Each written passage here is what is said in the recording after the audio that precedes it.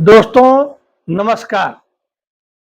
मैंने इससे पहले काफ़ी वीडियो बनाए हैं देशभक्तों के ऊपर, लेकिन अब मैं उसमें थोड़ा ब्रेक दे दिया हूं। अब मैं आपको अपने सनातन धर्म की रक्षा के लिए कौन-कौन पैदा हुए थे और क्या-क्या काम किए थे, उनके बारे में बताने जा रहा हूं।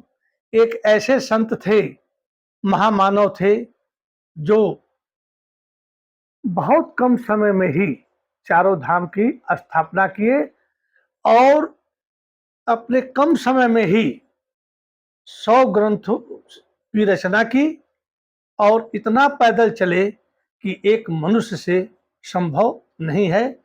आइए उनके बारे में बात करते हैं। उनका नाम है आदि गुरु शंकराचार्य। इनका जन्म 788 ईस्वी में केरल के कालड़ी ग्राम में हुआ था। इनके पिता का नाम शिवगुरु था और माता का नाम आर्यम्बा था। ये जो है 32 साल में ही समाधि ले लिए। जब ये 2 साल के थे दोस्तों, तो ये धारा प्रवाह धारा प्रवाह जो है संस्कृत बोलते थे। उसके बाद इतनी विलक्षण बुद्धि इनके पास थी कि शायद अभी तक इस बुद्धि का कोई बालक जन्म नहीं लिया है। इनको लोग कहते हैं शंकर के अवतार। इन्होंने जब 7 साल के हुए तो इन्होंने जो है पूरे वेद, वेदांत, उपनिषद, छंद, व्याकरण सारा कंठस्थ कर लिया और ये जो है अपने घर आ गए। क्या कोई ऐसा आदमी है या कोई संत है अभी तक जो सोनों की वर्षा कर सके, सोने की, गोल्ड की वर्षा कर सके, किसी के घर में सोना ही सोना भर दे? तो हमारे आदि गुरु शंकराचार्य ने काम किया था और एक इन्होंने स्तोत्र की रचना की, कनकधारा स्तोत्र। एक बार जब वे गुरुकुल में थे, गुरु के यहाँ पढ़ रहे थे, गुरु के आश्रम से आप जानते हैं उस जमाने में लोग भिक्षा के लिए जाते हैं। एक दरवाजे पर जाते हैं, एक ब्राह्मणी का घर होता है, भिक्षाम देहि बोलते हैं। बड़ी मुश्किल से एक गरीब ब्राह्मणी निकलती है और उससे भिक्षा मांगते हैं। वो कहती है मेरे पास तो कुछ नहीं है। कहते माँ भिक्षाम दे।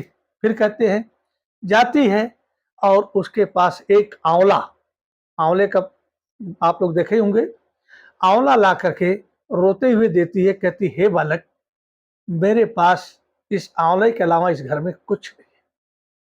शंकराचार्य जी उसकी आंखों में आंसू देखते हैं और इनका दिल बहुत ही दुखी होता है और वहां से आंवला लेकर जब चलते हैं तो महालक्ष्मी का स्तोत्र, जिसको कनक धारा स्तोत्र कहते हैं, उस मंत्र की रचना करते हैं, महालक्ष्मी की प्रार्थना करते हैं।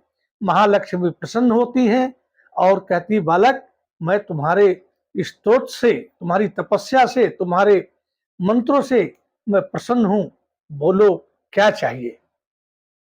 यह बोलते हैं हे माँ, यदि आप मेरे ऊपर प्रसन्न हैं तो जिसके घर से मैं भिक्षा लेने गया था और उस ब्राह्मणी के घर में कुछ नहीं है खाने के लिए, एक आंवला है, उसने मुझे दिया है, उसका उद्धार करो, उसको धन धान से परिपूर्ण कर दो।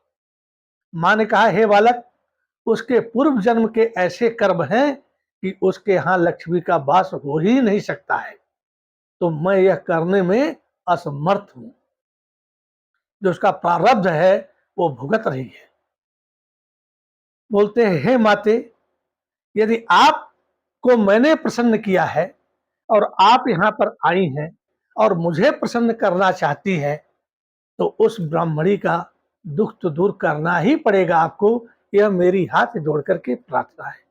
महालक्ष्मी उनके आगे झुक जाती हैं और उसके घर में जो एक आंवला और पड़ा रहता है, उसका घर एकाएक सोने के माफिक उजेला होता है और पूरे घरों में सोने के आंवला से ही भर जाता है और उसका दुख दूर हो जाता है। तो दोस्तों, यह पार्ट 1 है।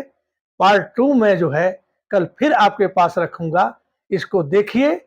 मेरा चैनल वही है, ब्रेनमणि त्रिपाठी 244, जिसमें मैंने भारतवर्ष के उन सूरमाओं का वर्णन किया है जिसमें हमारे सैनिक भी हैं, महाराणा प्रताप भी हैं, राम प्रसाद बिस्मिल भी हैं, भगत सिंह भी है, लाला लाजपत राय भी हैं। उनको देखिए और अपनी संस्कृति को, अपनी सनातन को पहचानिए कि हमारा सनातन धर्म कैसा था और यहाँ के कैसे लोग। इसी के साथ जय हिंद, जय भारत, वंदे मातरम, नमस्कार।